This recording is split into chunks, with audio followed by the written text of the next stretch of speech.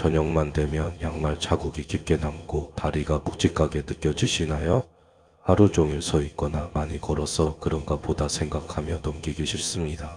하지만 이런 붓기가 반복된다면 단순한 피로가 아니라 몸이 보내는 신호일 가능성도 있습니다. 특히 같은 증상이 계속 나타난다면 한 번쯤은 원인을 점검해 볼 필요가 있습니다. 나이가 들수록 우리 몸의 순환 기능은 서서히 변할 수 있습니다. 혈액과 체액이 원활하게 흐르지 못하면 다리 쪽에 정체되면서 붓기로 나타날 수 있습니다. 문제는 이런 변화가 처음에는 가볍게 느껴지지만 시간이 지나면서 점점 더 자주 나타나거나 불편함이 커질 수 있다는 점입니다. 그래서 작은 변화일수록 미리 확인하는 것이 중요합니다. 오늘 영상에서는 다리 붓기가 단순한 생활 문제인지 아니면 주의가 필요한 신호인지 구분하는 방법을 쉽게 설명드리겠습니다. 언제 붓는지, 어떻게 붓는지, 어떤 증상이 함께 나타나는지에 따라 의미가 달라질 수 있습니다. 지금부터 자신의 몸 상태를 하나씩 점검해 보시기 바랍니다. 많은 분들이 다리 붓기를 대수롭지 않게 생각합니다. 하루 종일 움직였거나 오래 서 있었기 때문이라고 여기고 쉬면 괜찮아질 거라 판단하는 경우가 많습니다. 실제로 일시적인 붓기는 흔하게 나타날 수 있지만 같은 증상이 반복되거나 점점 심해진다면 단순한 피로로만 보기는 어렵습니다. 특히 중장년 이후에는 몸의 순환 기능과 장기 기능이 서서히 변할 수 있습니다. 이 과정에서 나타나는 붓기는 단순한 생활 문제를 넘어 몸 상태를 반영하는 신호일 가능성도 있습니다. 하지만 대부분은 나이 들면 다 그렇다라고 생각하며 정확한 확인 없이 지나치는 경우가 많습니다. 이런 습관이 건강관리를 늦출 수 있습니다. 문제는 붓기 자체보다 패턴을 확인하지 않는 데 있습니다.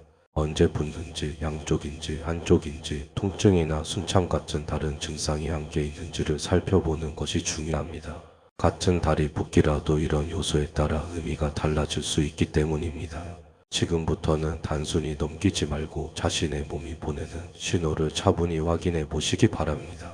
다리가 붓는 현상은 기본적으로 몸속 체액이 한쪽으로 몰리면서 생깁니다. 우리 몸은 혈액과 림프액이 계속 순환하면서 균형을 유지하는데 이 흐름이 느려지거나 정체되면 다리 쪽에 머물면서 붓기로 나타날 수 있습니다. 특히 중력의 영향으로 체액은 아래쪽으로 쏠리기 쉽기 때문에 다리가 가장 먼저 변화를 보이는 경우가 많습니다. 일상생활에서도 이런 현상은 쉽게 나타날 수 있습니다. 오랜 시간 서 있거나 앉아 있는 경우 다리 근육이 충분히 움직이지 않으면 혈액을 위로 밀어 올리는 힘이 약해집니다.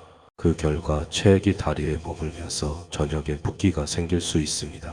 이런 경우는 비교적 일시적인 변화일 가능성이 있지만 반복된다면 몸의 순환 상태를 점검해 볼 필요가 있습니다.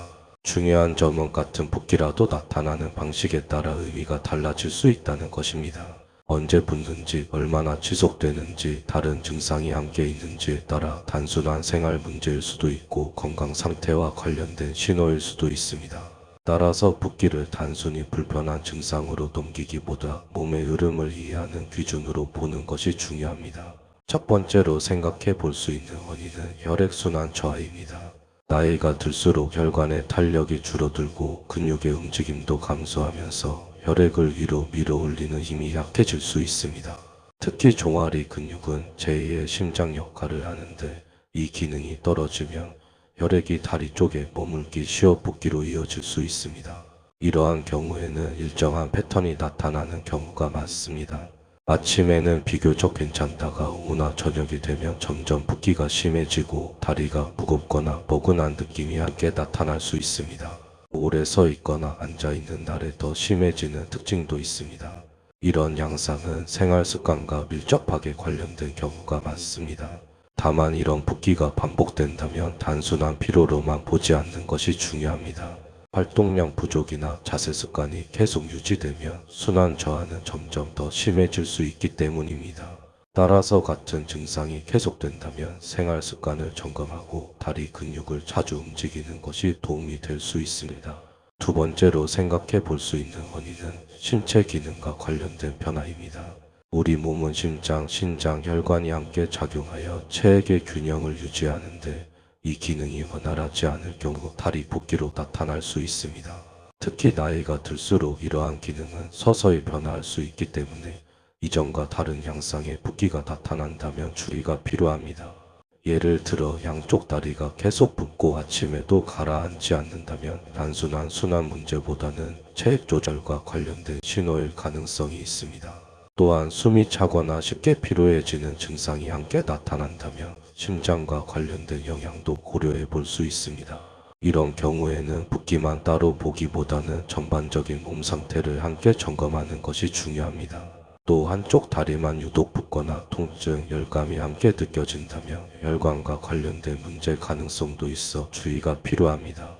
이러한 경우는 일반적인 붓기와 다르게 접근해야 하며 증상이 지속된다면 전문가 상담을 고려하는 것이 도움이 될 수 있습니다. 중요한 것은 붓기의 형태와 동반 증상을 함께 확인하는 것입니다. 다리 붓기를 구분할 때 가장 중요한 기준은 패턴입니다. 같은 붓기라도 언제 나타나는지, 어느 부위에 생기는지에 따라 의미가 달라질 수 있습니다.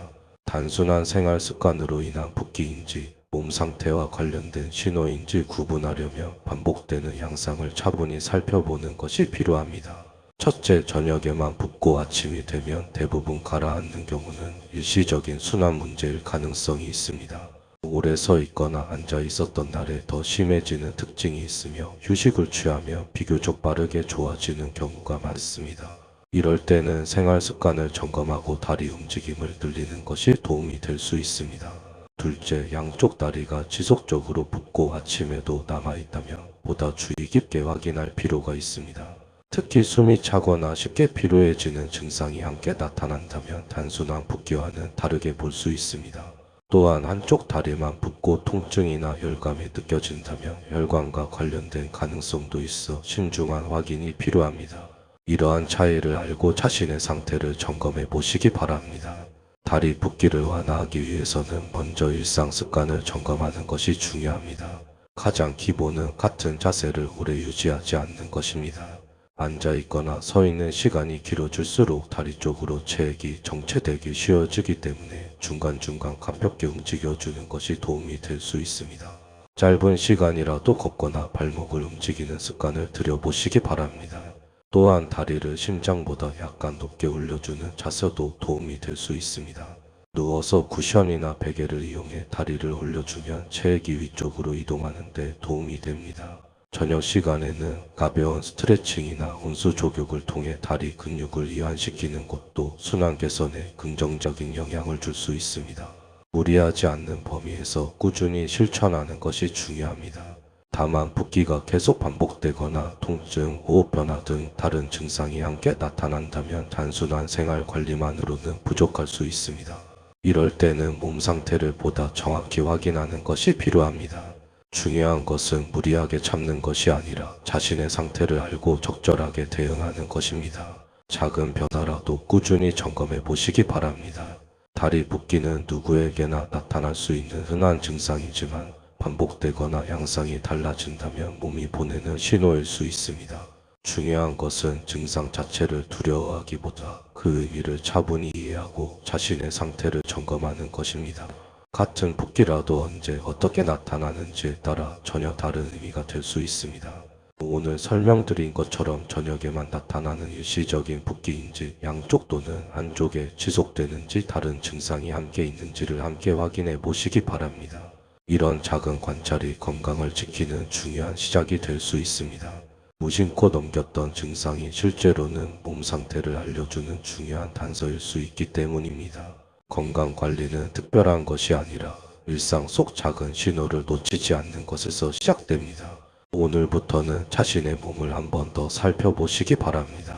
도움이 되셨다면 구독과 좋아요 부탁드립니다. 앞으로도 꼭 필요한 건강 정보로 찾아뵙겠습니다.